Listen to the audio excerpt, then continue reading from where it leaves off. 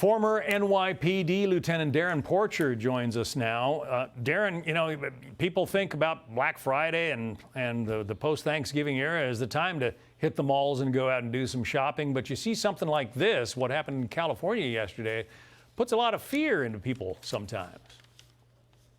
Absolutely right. But when you read the tea leaves for things such as these flash mobs that have occurred in places like Chicago, Los Angeles, and New York, it's clear that you should erect the necessary fortifications as it relates to omnipresence for police. The Westfield Mall suffered 3 people being shot yesterday in the wake of Black Friday shopping. We can do much better as a society. However, we need to afford our police the opportunity to do so. In many of these democratically elected cities, you have policies that don't support the public safety. We are under siege in a lot of these locations, and the social contract is not being enforced, as you see as it relates to what happened in the Westfield Mall yesterday. You think this is the aftermath, then, of defund the police efforts?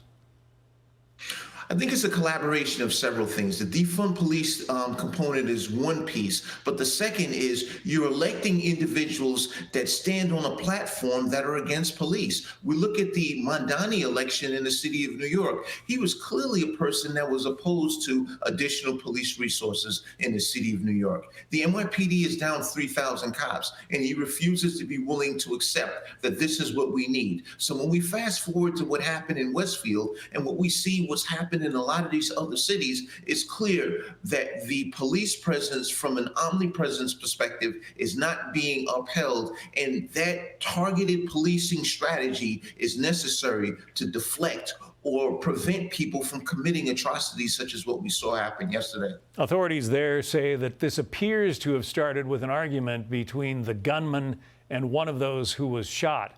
But Pat Brosnan, a former NYPD detective, says this time of year, it's often criminal gangs who are involved in this kind of thing. Listen. Unlike most times, the high-value goods are out.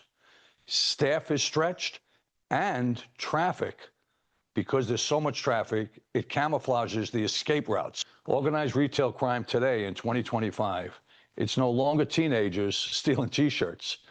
These are professional theft rings operating across state lines, reselling through sophisticated and widely networked online marketplaces. And unfortunately, everyday civilian shoppers can get stuck in the middle of some of these professional gangs. It's true. You have an organized component that focuses on these quote-unquote smash and grabs, but you also have opportunists, whereas people see that the necessary security is not in place in a lot of these large retail establishments, so therefore they take advantage of the opportunity. So you have those two components that coexist, subsequently resulting in property thefts, and we as the common consumer are paying more for these goods based on the losses that these companies are incurring. Yeah, we're all paying for it. Very quickly, you were in the Army, you were in the New York Police Department. What do you tell your loved ones when they go out shopping at the mall? Keep your head on swivel. The most important thing is you want to keep people within arm's distance. Always pay attention to where the exits are. So if you need to get out of that location, you know specifically the route that you're going to take to get away from the danger. Former NYPD detective Darren Porcher, some good advice there. Thanks. Thanks, Sean. Hey, Sean Hannity here. Hey, click here to subscribe to Fox News YouTube page and catch our hottest interviews and most compelling analysis. You will not get it anywhere else.